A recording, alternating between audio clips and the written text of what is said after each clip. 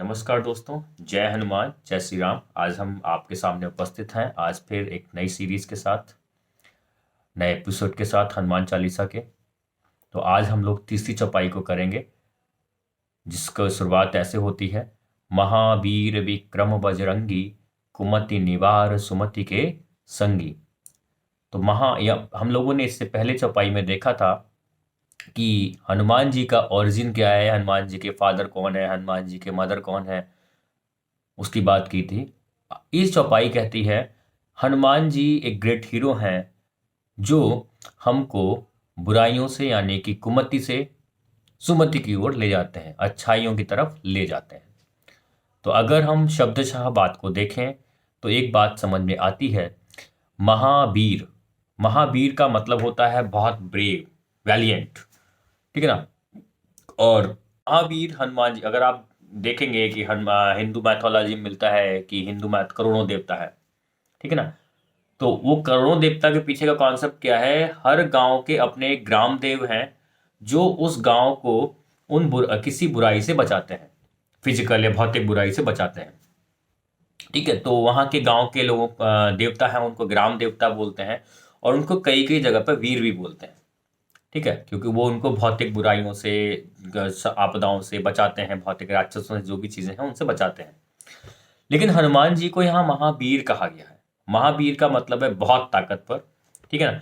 और बहुत ताकतवर इसलिए है, ये केवल फिजिकल डेमन से ही लोगों की रक्षा नहीं करते हैं, बल्कि आपके मेंटल डेमन से भी रक्षा करते हैं। इसीलिए बोला गया ना, कुमति से सुमति के, कुमति निवार सुमति के संगी, ठीक है ना। यानी कि आपको मेंटल डेमन से भी, यानी कि आपके जो मानसिक राक्षस हैं उनसे भी लड़ने में आपकी सहायता करते हैं। इसलिए हनुमान जी क्या है? महावीर, ठीक है। अगला शब्द है महावीर विक्रम बजरंगी, ठीक है ना। तो विक्रम को अगर आप देखेंगे तो यहां पर एक बात और आती है, ठीक है ना।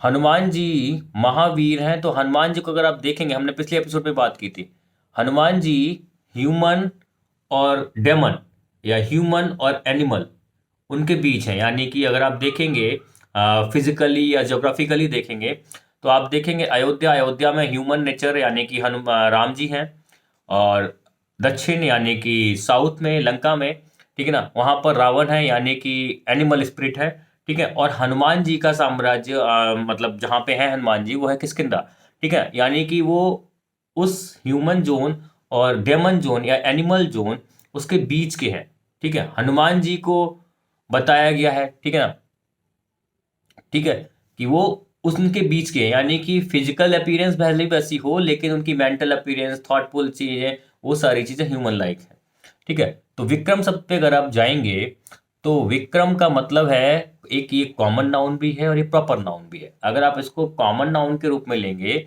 तो विक्रम का मतलब होता है बहुत ब्रेव, बहुत बहादुर जो होता है, तो है हनुमान जी, ठीक है ना। और विक्रम को अगर प्रॉपर नाउन के रूप में लेंगे तो अगर आपने बेताल पचीसी का जिक्र सुना होगा, जिसमें उज्जैन के एक राजा विक्रमादित्य का जिक्र है, और विक्रमादित्य की खास बात यह है वो कठिन से कठिन परिस्थिति में भी बहुत ही उम्दा न्याय करते हैं, यानी कि एनालिटिकल स्किल्स उनके पास बहुत अच्छी हैं। तो ये एनालिटिकल स्किल्स हनुमान जी के पास भी है, ठीक है ना। यानी कि हनुमान जी के पास ताकत भी है और विजडम भी है। इससे पहले वाले एपिसोड्स में हमने बात की थी कि बिना ताकत के विजडम बेकार है और बिना विजडम के ताकत बेकार है, ठीक है ना। यानी कि इन चीजों का कॉम्बिनेशन हमको एक बैलेंस फॉर्म में चाहिए होता है, और ह्यूमन ने जितने भी हमारे वेद पुराण ग्रंथ जो भी हैं वो हमको यही बैलेंसिंग तो बताते हैं, ठीक है ना। अभी हम लोग आगे एपिसोड, गीता के एपिसोड में ये कवर करेंगे सारी चीजें, ठीक है। अगला है बजरंगी। वज्रंगी का मतलब होता है जिसका अंग वज्र के समान बहुत कठोर है, ठीक है ना। तो अगर आप यहाँ पर बजरंगी के पीछे की कहानी देखेंगे तो आपको लोक कथाओं में एक कहानी देखने को मिलती है कि हनुमान जो इंद्र कौन है? आकाश के देवता हैं। तो उन्होंने वज्र से हनुमान के ऊपर वार किया है, तो हनुमान जी को उस वज्र के आघात से कुछ चोट नहीं पहुंची है, बल्कि हनुमान जी उस वज्र की सारी ताकत को एब्जॉर्व कर लेते हैं। ठीक है ना, तो इसलिए हनुमान जी कैसे बन जाते हैं, वज्रंगी, यानी कि बहुत ताकतवर। लेकिन आप अगर बुद्धिस्ट मैथोलॉजी में जाएंगे तो बुद्धिस्ट माइथोलॉजी में आपको देखने को मिलेगा वज्र एक पर्यायवाची है थंडरबोल्ट, यानी कि जो आकाशीय बिजली होती है उसका। वज्र पर्यायवाची है डायमंड का वहां पर। ठीक है, और अगर आप जो कि ये दोनों चीजें बुद्धिज्म मैथोलॉजी में दिखाती हैं एनालिटिकल पावर, जो कि हमने आपको विक्रम में भी बताया। ठीक है, तो हनुमान जी में वो एनालिटिकल पावर भी है। ठीक है ना, तो अगर आप देखेंगे एक और चीज मिलती है बुद्धिस्ट मैथोलॉजी में, वज्रपाणी का नाम मिलता है। और वज्रपाणी कौन है उस मैथोलॉजी में, बुद्धिस्ट मैथोलॉजी में? बुद्ध जी के गार्जियन है, अभिभावक के रूप में का है। ठीक है ना, और जिनके अंदर बहुत अच्छी एनालिटिकल पावर है। तो इस तरीके से हम अगर देखेंगे बुद्धिस्ट मैथोलॉजी जो है और हिंदुज़ मैथोलॉजी जो है, उन दोनों में समानता मिलती है। ठीक है ना, फिर आगे आता है वज्रंगी, यानी कि इनका आगे है कुमति निवार सुमति के संगी। तो यहाँ पर रंग रंग सी भी बात है। ठीक है ना, वज्र के रंग, ठीक है, रंग की भी बात है। तो अगर हम रंग की बात करें एंशियंट कॉन्सेप्ट में, ठीक है, तो होता क्या था कि लाल रंग जो होता था, लाल रंग वीरता का प्रतीक होता। अगर आप वैदिक पीरियड में जाएंगे तो लाल रंग वीरता का प्रतीक है। फिर ये समय के साथ साथ चीज़ें ट्रांसफॉर्म होती हैं। इसी तरीके से हमारे वेद पुराण जो चीज़ें हैं वो भी समय के साथ साथ चेंज की गई, मॉडिफाई की गई हैं, उस समय के अनुसार उनको बनाया गया। ठीक है ना, तो वहाँ पर वैदिक पीरियड में रेड कलर किसका है? वेल्यर का है, या साहस ताकत का है, फर्टिलिटी का है। ठीक है, फिर वो रेड कलर बुद्धिज्म में जब आता है तो वो प्रतीक हो जाता है नॉन वायलेंस। इसलिए आपने बुद्धिस्ट मॉन्क जो होते हैं, लामा साहब भी हैं, ठीक है ना, तो वो लोग कैसे चीवर पहनते हैं? रेड चीवर पहनते हैं। तो ये बुद्धिस्ट वहाँ से वैदिक से जो रंग लाल रंग चला, वो लाल रंग बुद्धिस्ट में आके अहिंसा का प्रतीक हो गया। फिर समय बदला, मुगल आए, मुगल के बाद और भी मैंने बताया था आपको हनुमान चालीसा लिखी तुलसीदास जी कब से, उसका टाइम पीरियड पूरा है। ठीक है ना, तो कब कितने वर्ष पुरानी है।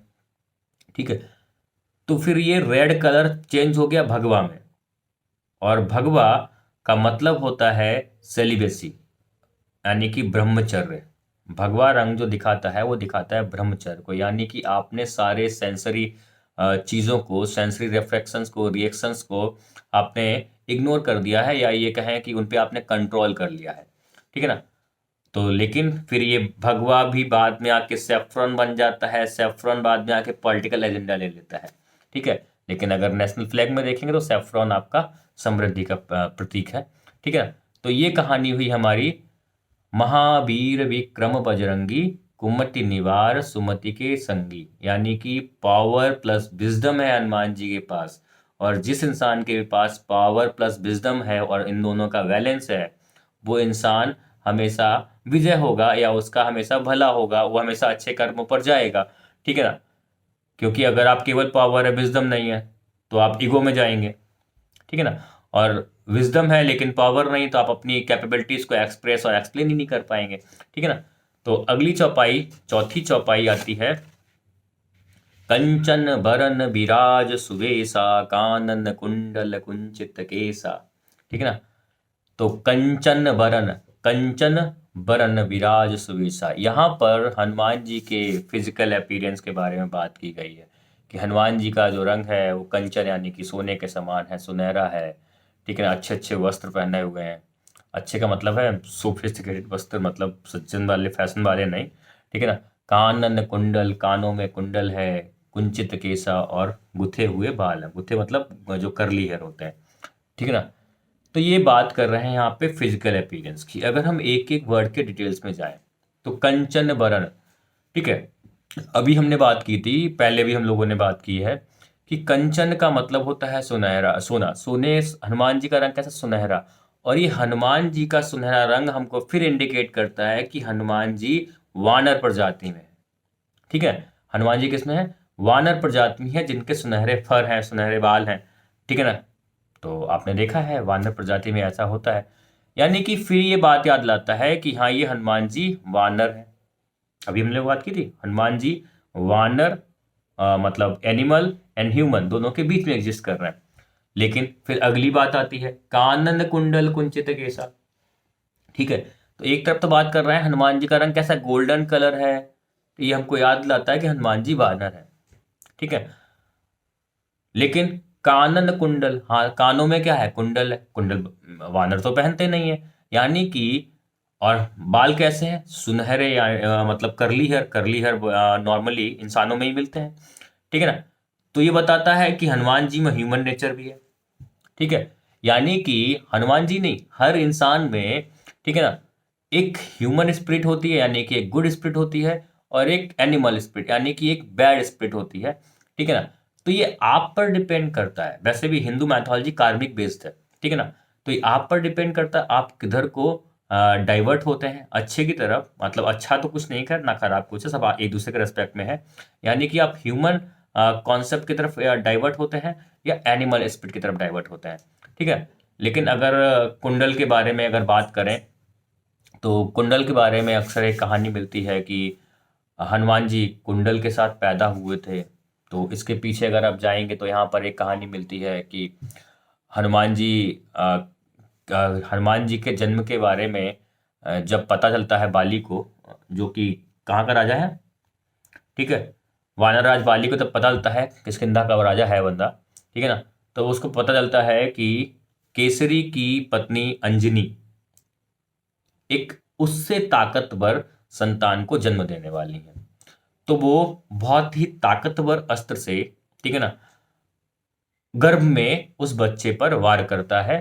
ठीक है, तो वो जो वायु हैं, वायुदेव, जो पवन जिनको बात की थी हम लोगों ने लास्ट एपिसोड में, तो जो हनुमान जी के पिताजी हैं वो अपने वेग से उस मिसाइल का डाइवर्जन कर देते हैं, और वो मिसाइल, ठीक है, कुंडल में परिवर्तित हो जाती है, जो कि हमको बाली की याद दिलाती है। ये जो कुंडल है ये हमको किसकी याद दिलाते हैं, बाली की याद दिलाते हैं। बाली, तुम आप लोग जो बोलते हैं ना कि कानों में बाली, तो ये बाली कुंडल क्या है, बाली को रिकॉल करने का सिनोनिम है। वैसे अगर आप देखेंगे हम लोग ये गीता और महाभारत का जब एपिसोड करेंगे तब बात चलेगी हम लोगों के जो पुराने मैथोलॉजी या लोग स्क्रिप्ट राइटर हैं या जो विद्वान लोग हैं पुराने, वो बड़े साइंटिफिक हैं। ठीक है ना, उन्होंने ऐसे सिनोनिम, ऐसे पर्यायवाची का जैसे आपको एक एग्जांपल दूं अगर, अर्जुन, अर्जुन का मतलब होता है प्रेम।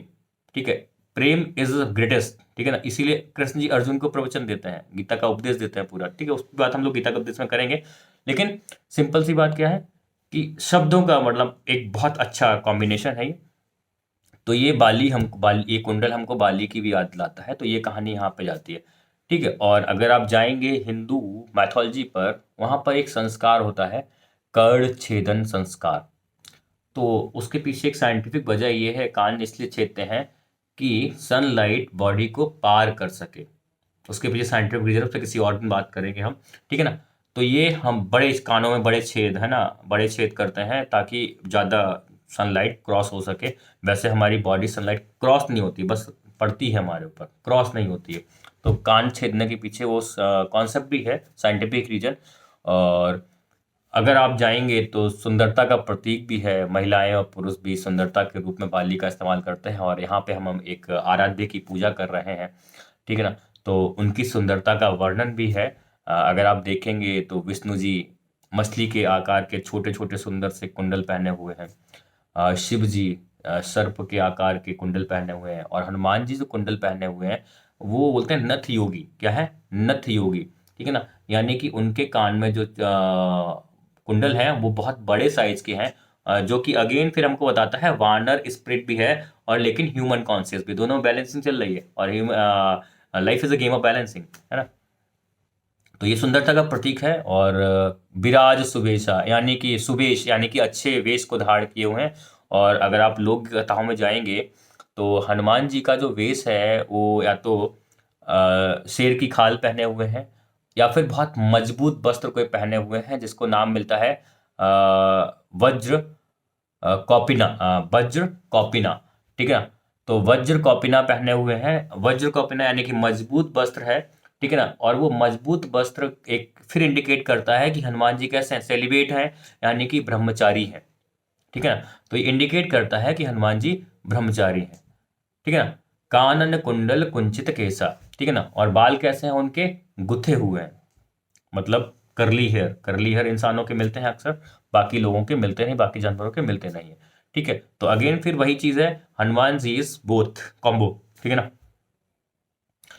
और अगर आप देखेंगे कि मंदिर जाने का जो उद्देश्य है, तो मंदिर हम लोग जाते हैं तो मंदिर जाने का वो जो उद्देश्य है, मंदिर में हनुमान जी की मूर्ति में मिलेगा आपको कि वो बजरंगी कपड़े पहने हुए, मतलब नारंगी कपड़े पहने हुए, सेफ्रॉन टाइप के कपड़े पहने हुए हैं। ठीक है ना। तो वहाँ पे जाते हैं और जो भगवान जी की मूर्ति है, ठीक है ना, वो खुली हुई है, उनकी आंखें खुली हुई हैं। ठीक है, क्योंकि हम मंदिर जाते हैं तो ठीक है, मंदिर जाने का जो उद्देश्य है, वो उद्देश्य है कि भगवान अपने भक्त को देख सके, भक्त अपने भगवान का दीदार कर सके। ठीक है ना। तो इसीलिए हम उसको क्या कहते हैं, देखना नहीं कहते हैं, क्या कहते हैं, दर्शन कहते हैं। और दर्शन में वहां पे एक और सेंस है कि हम अपने हिसाब से बाहरी दुनिया को भी देखते हैं, और दर्शन का मतलब है हम जो भक्त होता है ना मंदिर में, क्या आता है, आंख बंद करके आराधना करता है, वो अपने आप का भी आत्मदर्शन भी चलता है, इंट्रोस्पेक्शन भी करता है, यानी कि खुद के कार्यों का, खुद के चीजों का भी आकलन कर रहा है, ऑब्जर्वेशन कर रहा है। ठीक है ना। और यही अगर दर्शन की बात करें और पूजा की बात करें तो यज्ञ में भी होती है। यज्ञ में क्या होता है कि हम अपने आराध्य को आहुति देते हैं। ठीक है, किसके उद्देश्य के लिए, अपनी किसी डिजायर को पूरा करने के लिए, या हम जिसके काबिल हैं उस चीज को पाने के लिए हम अपने आराध्य की पूजा करते हैं। ठीक है, तो ये यज्ञ में भी वही कॉन्सेप्ट चलता है। तो अगर आप जाएंगे बुद्धिस्ट में, तो बुद्धिस्ट में भी पूजा का कॉन्सेप्ट है ध्यान। ठीक है, और ध्यान का कॉन्सेप्ट सीधे उसमें क्या है, यहाँ पर जो अपने यहाँ भी है वही वहाँ पे है। तो ध्यान का कॉन्सेप्ट क्या है, अपने आप के आत्म आकलन को, इंट्रोस्पेक्शन करना है कि हाँ, what I did, why I did, when I did. ठीक है ना। तो हम, और वहाँ पे उसको विपश्यना भी बोलते हैं बुद्धिस्ट में। ठीक है ना। तो ये है हमारा कॉमन ट्रेट्स ऑफ रिलीजन। ठीक है ना। और ये सारी बातें घूम फिर के एक ही पॉइंट पे जाती हैं, चाहे वो वेद हो, वेदों से निकले पुराण हो, पुराणों से निकले काव्य वगैरह हो। ठीक है ना। तो सारी बातें एक ही जगह जाती हैं, सारी बातों का मूल सार वही है, इसीलिए बोलते हैं सबका मालिक एक। ठीक है ना। लेकिन बांटने वाले बांटते रहते हैं, खैर। और यही, अब ये देखो, सबका मालिक एक है यानी कि सब एक ही है, मतलब सबके पीछे का अगर बेसिक्स में जाएंगे तो वेद वही चार हैं, सारे बेसिक्स, जीने के तरीके, संगीत के तरीके, सारे वही निकल के आते हैं। ठीक है ना। तो हम अलग अलग भगवान को आइडेंटिफाई करने के लिए, ठीक है, हिंदू मैथोलॉजी में अलग अलग भगवान को आइडेंटिफाई करने के लिए अलग अलग भगवान को अलग अलग चीजें अर्पित करते हैं। जैसे विष्णु जी को अर्पित करते हैं हम तुलसी, मतलब जितनी कॉस्टली चीजें होती हैं सब विष्णु जी को अर्पित की जाती हैं, चंदन। ठीक है ना। और शंकर जी को अर्पित करते हैं हम धतूरा, फ्री ऑफ कॉस्ट अवेलेबल है, यानी कि भगवान सबके हैं। ठीक है ना। ऑप्शन हिंदू मैथोलॉजी में सबका ऑप्शन है भाई। ठीक है। और अगला है हनुमान जी। ठीक है ना। तो हनुमान जी को हम क्या अर्पित करते हैं, हनुमान जी को अर्पित किया जाता है तिल का तेल, उड़द की दाल, है ना, और मस्टर्ड ऑयल यानी कि सरसों का तेल भी हम इस्तेमाल करते हैं। ठीक है। ये सारी चीज़ें जो हनुमान जी को अर्पित की जा रही हैं, ये क्या है, ये सारी ताकतवर चीज़ें हैं। ठीक है, जो किसी इंसान को बलिष्ठ, मजबूत या ताकतवर बनाती हैं, वो चीज़ें। और हनुमान जी ताकतवर हैं, इसलिए हम उनको ये चीज़ें अर्पित कर रहे हैं। We are identifying Hanuman ji with these things. है तो सब लोग एक ही, सारी चीजें एक हैं। ठीक है, लेकिन हम उनको आइडेंटिफाई कर रहे हैं अपनी समझ के हिसाब से, उनको अलग डिफ्रेंशिएट करने के लिए हम अलग अलग भगवान को अलग अलग चीजें अर्पित करते हैं। तो हमारी आज की इस एपिसोड में हमने 3 और 4 चौपाइयों को जाना, समझा। अगले एपिसोड में अगले शनिवार को हम लोग बात करेंगे हाथ वज्र और ध्वजा विराजे, कांधे मूज जनेऊ साजे। ठीक है, इसके आगे की चौपाई भी देखेंगे। तो तब तक के लिए आप ज़रूर बताइएगा, आपको कोई क्वेरी है, कोई क्वेश्चंस हैं, कोई आपके सजेशंस हैं तो ज़रूर दीजिएगा। तब तक के लिए जय हनुमान, जय श्री राम।